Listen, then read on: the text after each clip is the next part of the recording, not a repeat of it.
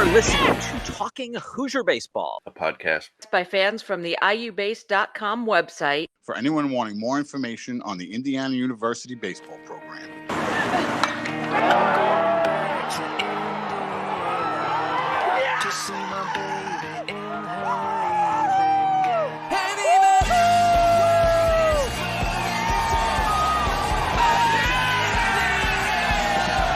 Welcome. We are recording this on Thursday, November 12th, 2020. I am Carl James, your host this evening. We are welcoming guest freshman right-handed pitcher Casper Clark. Tonight's panel includes stats guru Cassidy Palmer. Now, Cass will give us some statistical nuggets on Casper Clark. Thank you, Carl. As is the case a lot of times with new guys, previous stats can sometimes be a little hit and miss to find them. But I did find some 2017-18 high school stats for Casper, and a few things that stood out.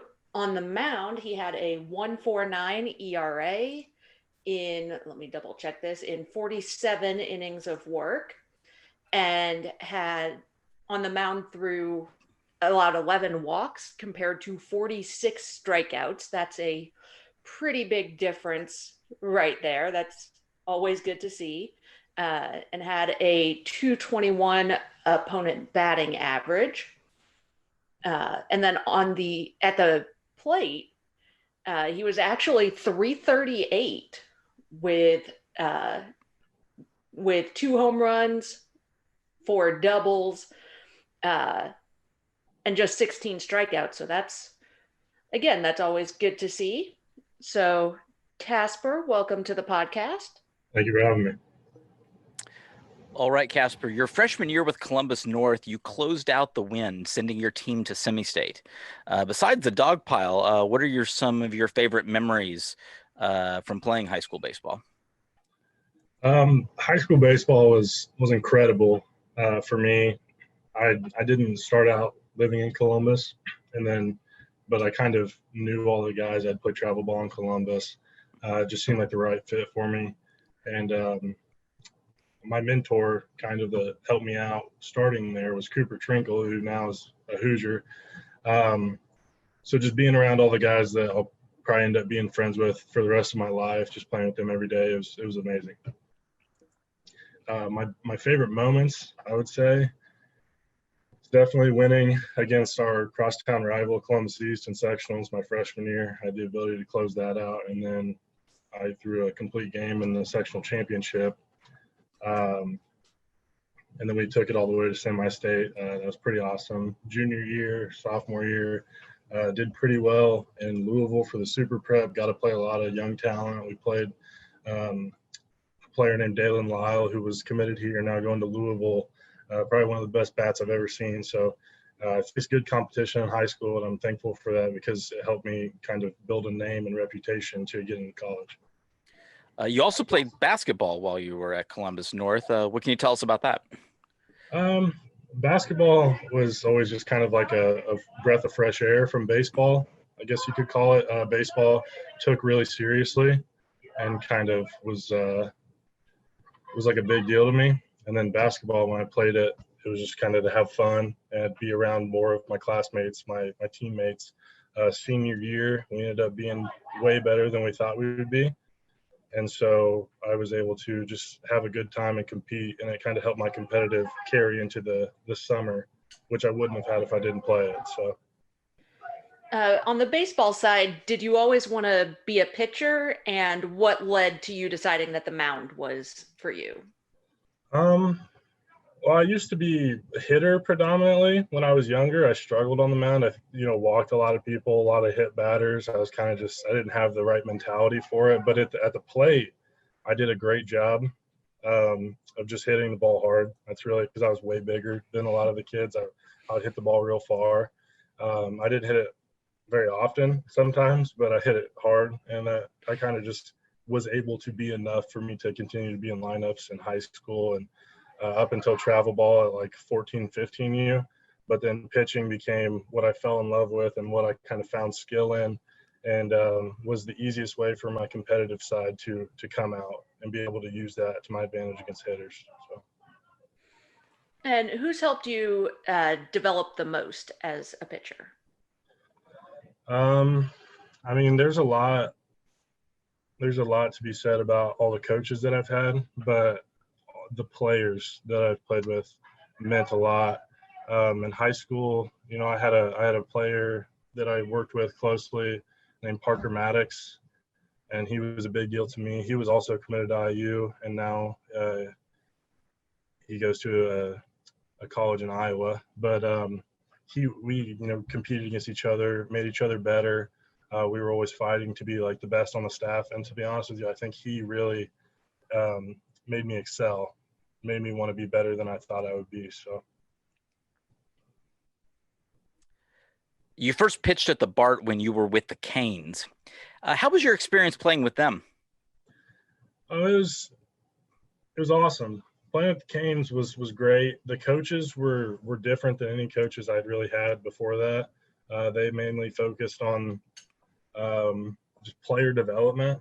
They didn't really, if you were struggling, they wouldn't have to work with you on your mechanics for however long. They would mainly focus on kind of how you handled it and how you came back, and kind of not only player development, but development as like a man and dealing with adversity on the field and things like that. So they really shaped me up in that way. And then playing with a lot of the best talent in the Midwest area of the country for my age group also was great, because it felt like it brought you a certain level of comfort to be on the mound surrounded by guys. The lineup was good. You joined Team Indiana at the WWBA Championships in Jupiter. How was that event? That was a different experience. That's going down to Florida and just kind of a little bit out of the norm, and then playing with, again, some of the best talent. In Indiana, and a couple of my current teammates here, Kip Fugers, Coach Soronis. Like, we had a really good team, a lot of talent, and it was pretty intimidating. There was a lot of golf carts, a lot of just pro scouts that you see walking around, and you're like, man, they've been doing this for years. So I would really have to do something, extraordinary to hit their radar. And just kind of having that pressure and using that as, adrenaline and help on the mound to kind of go out there and compete at the highest level. That was a different animal, and I enjoyed it. So Casper, you pitched in the Grand Park Summer League. Was summer ball originally in the game plan for you, or was that mostly due to COVID? I thought I would get on campus in the summer and start getting to work immediately. So that was originally my intention, but baseball was definitely in the equation. I didn't know, what that would entail. And then the summer league came up, and at first it seemed like, how legit is this league going to be? And then, you got some early guys coming in that are big names and big competitive, faces. And so it was like, all right, well, this is going to be good for me to continue to face really good hitting and test myself on the mound. So it was an easy decision. And then I'm glad I did it, because playing with some of those guys that, had either been to a Division I school and then chose something else, or had been to junior college and made it to Division I, and all their perspectives on the game and kind of how to go about certain things, really, I felt like helped me and helped me understand the game better.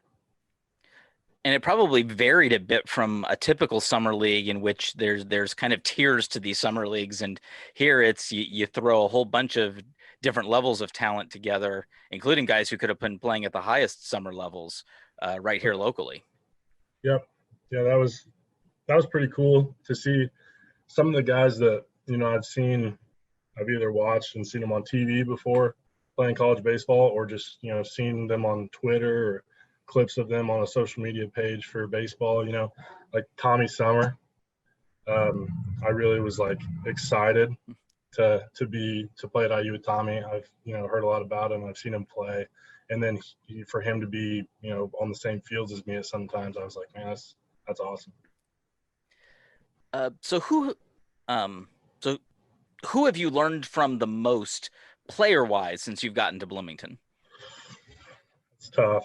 That's tough because it's really, it probably sounds cliche, but like I couldn't have asked for a better, upper class coming here, because they really, like, every single guy once they've all been through it, and it's not like I already did that, so he has to go through the same thing. You're like, you know what, I want to help him and help him be better. Braden Scott is my lifting partner, and we play catch every once in a while. He talks to me about mechanics. He talks to me about the mental details of pitching. Matt Litwicki is another one. It's really great to talk to Matt because he's kind of a straight shooter when it comes to that stuff. So anytime I am struggling or like I don't understand something, I'll ask him, because he's not gonna beat around the bush or sugarcoat it. He'll just be like, hey, this is how it is. This is where you need to be, and this is how you get there. Another one, Tommy's great for that. Tommy is, very meticulous about how he goes about his work. So is Ty Bothwell. Both of them are like, if you're looking for preparation and like how to do everything leading up to where you throw to be great, like those are the guys to look at. Ty keeps a journal of everything he does all week, and he's just got notebooks full of it. It's incredible, his level of dedication. McCade Brown is another one. McCade in height is similar to me, a little bit different body type, but he has to deal with some of the same things with, your arm might get out a little longer because your arms are longer. Like you have to be more precise because of how long your body is. And so to talk to him about some of that stuff and how he controls it is really good. So I can't really narrow it down to one guy. Everybody's really great about helping me out and giving me tips and whatnot. So that's what I would have to say about that. What has been the hardest adjustment for you so far? I would say partially time management off the field, just being, away from home and not having mom and dad to do a lot of things for me, and just kind of having to take the initiative on my own. And I'd say on the field or in the weight room or whatever it may be, workouts, is kind of just moving at a faster pace mentally, because a lot of these guys have either been doing these things since high school or they've learned it before I got here. So they all kind of know what they're doing, and then they move at a faster clip than I do. So it's like, oh, well, to be at that speed, then I need to learn faster. So that was a tough adjustment at first, but I think I'm starting to get the hang of it. So. What kind of exposure did you have to analytics technology before you came to campus? Just a radar gun, just velocity, all this stuff was, just totally foreign to me before I got here. And if Coach Parker would send me texts about, the Grand Park, they have those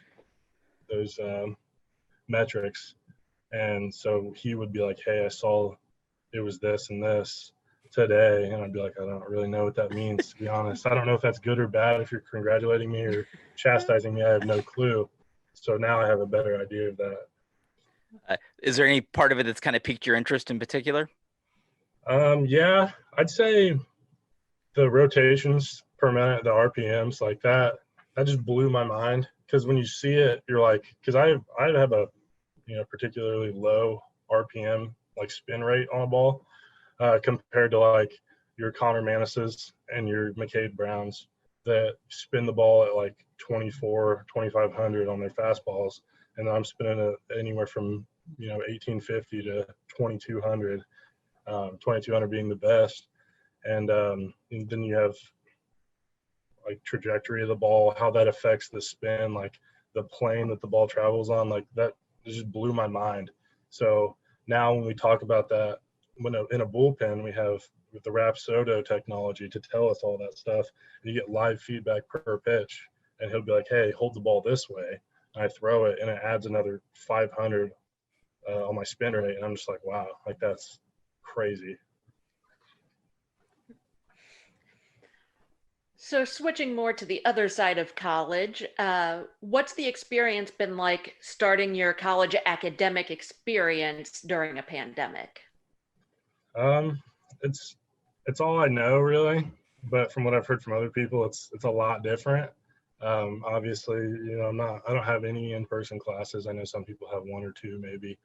I don't have any, but 2 times I guess 4 times a week, 2 different classes. I have 9:25 Zoom class, and then I have 3 other classes that aren't on Zoom that you just have to do electronically. So not really meeting any of the professors or classmates. It's just kind of weird. And they put us in groups and we work on projects together, but we don't really know each other. It's different, but I mean, it's not that bad at the end of the day. I still get to, stay in the comfort of my bed in class. So that's pretty nice. Do you have a major in mind yet? Currently, I'm in sports marketing and management. I don't really see that changing unless something piques my interest a lot more. Whether that's like business or just management, like general. We'll see. And what would a good spring look like for you this year? Ideally, with all the work that I have and that I will continue to put in, just having a meaningful impact on the pitching staff and for the team this year. No matter how many innings that is, that doesn't really matter to me as much. I would like to get as many as possible, but wherever they see me fit in and whatever my role is this year, I'd be more than happy to fill it and just have positive impact on the team. And have you given any thought to what a life after baseball would look like?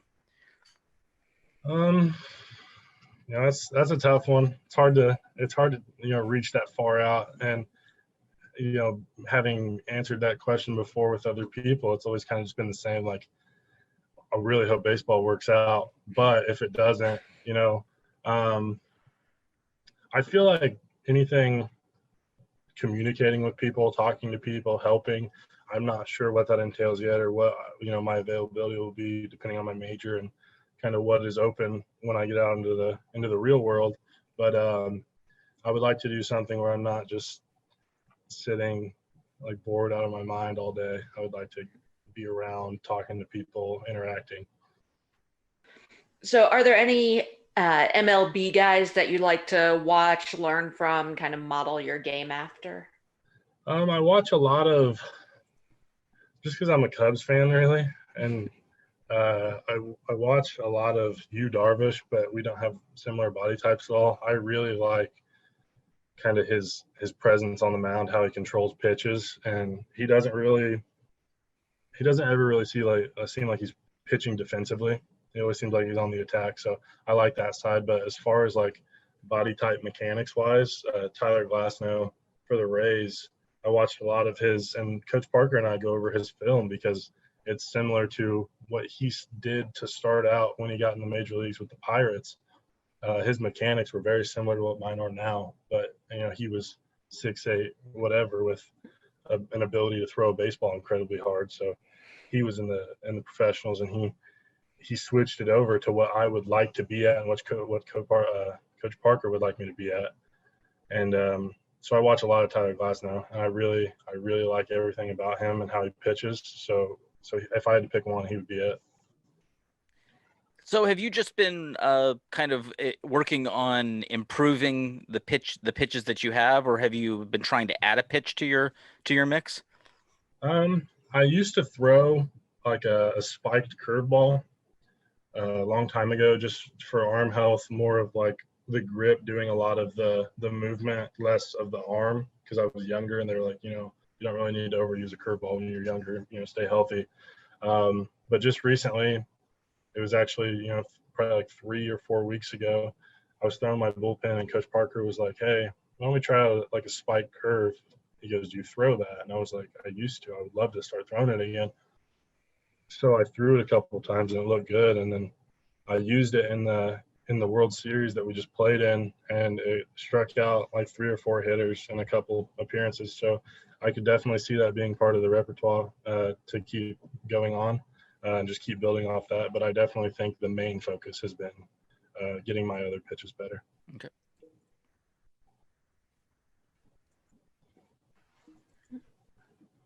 All right. Was there any other topics you wanted to bring up that we haven't gotten to? Well, I'm kind of interested to see what do you guys like? Do you guys love to see more of players, like the way the team interacts with each other, like just outside of baseball analytics, that kind of stuff. If you're watching the boys play baseball during the season, what's your favorite thing to see? Is it really just how well they play baseball, or do you really love to see kind of just like as a unit, as a family, like the way they all go about it and move as one? Because I know that a couple of years ago or a few years ago, you see some teams and you're like, man, they don't really look like they're like a well-oiled machine. You know, they kind of look like they're a bunch of like A-types playing the same sport. And then you look at teams like the recent, you know, IU team that won the Big Ten, and they all look like, you know, a whole team, one goal, and they gelled really well together. And outside the game, they were, you know, really good friends. Like, do you like to see, you know, a lot of like talent on the field necessarily? Or do you like to see like a lot of just well played baseball together?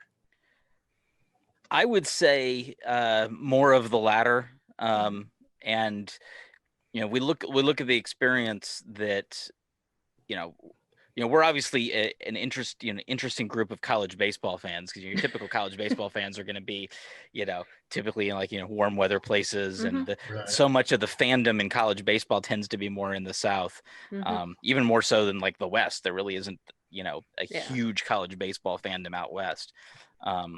But, you know, we know that there are plenty of baseball fans in the Midwest, and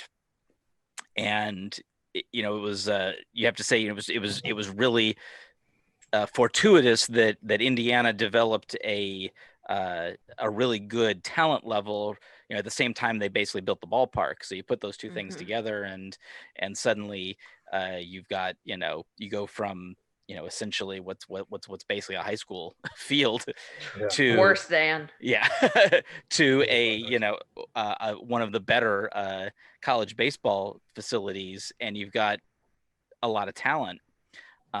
So, you know, I'd say at first, because that's about when I started coming to the field, you know, I was, you know, at first drawn by, hey, just a chance to watch, you know, baseball at a fairly high level. I don't really get a chance to go.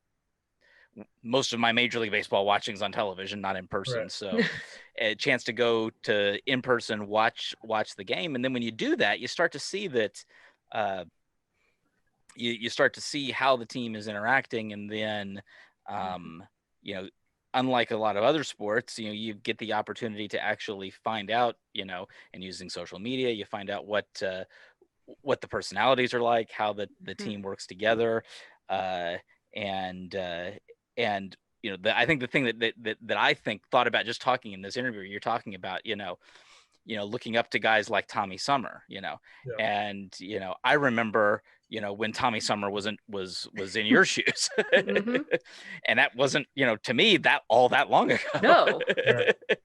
So that whole process is fascinating, watching someone come in and be the young guy fighting for playing time, and then the fact that you know, someone who is you know, who is as talented as you is talking about looking up to a guy like him, and that just see that constantly progressing and moving, and even going through, you know, multiple coaching staffs, that it's the players that have kept the program going, and in fact continuing to excel. The team had huge successes both years after the coaching changes. So and I think that, I mean, not only the players, but big credit to the coaches. You know, it was a little tough right after the old coaches left. That's who originally recruited me. So didn't get a call yet from the new coaches. It was kind of worrisome. And then there were other guys that they were calling, and they were like, hey, you know, you're not necessarily the direction that we're looking to, whatever it was, you know. And it was just like, oh, I'm in the hot seat now. I'm a little worried. And I was younger. I wasn't yet. I was still a junior when that was going on. So I wasn't like next up that they had to talk to. Then I got the call, and I talked to Coach Mercer and then Coach Parker, and you know, they're great guys, and they really kick it up a notch. Every once in a while, they do have they're a little younger, and they're a little more energetic than some of the guys that I played for, and you can see it in their love and passion for the game, and not only the game, but like just being a part of the family. I guess that's essentially what we are, and you call it with the guys. And them just being so energetic every day to come out and not only do their job, but have fun and enable everybody else to have fun while they're doing theirs is incredible. And then the guys, I was hoping coming here, being an IU fan for all sports and just the school in general my whole life, I was like, I really hope there's nothing when I get there that's just going to absolutely shoot down my spirit for wanting to be a Hoosier. Right. And it elevated my spirit of coming here, just being around all these guys. It's fantastic. All the guys that you see on TV, and you're exactly right. You see them on TV, and you kind of have a sense of really just how they play baseball and just whatever. And then you see them in person, and now being around them more hours a day than I'm around anybody else. I feel like I know some of them better than I know myself. Every once in a while, I'll know something about them that is really just has nothing to do with baseball. And just building those relationships with those guys, like it's a great feeling to have that.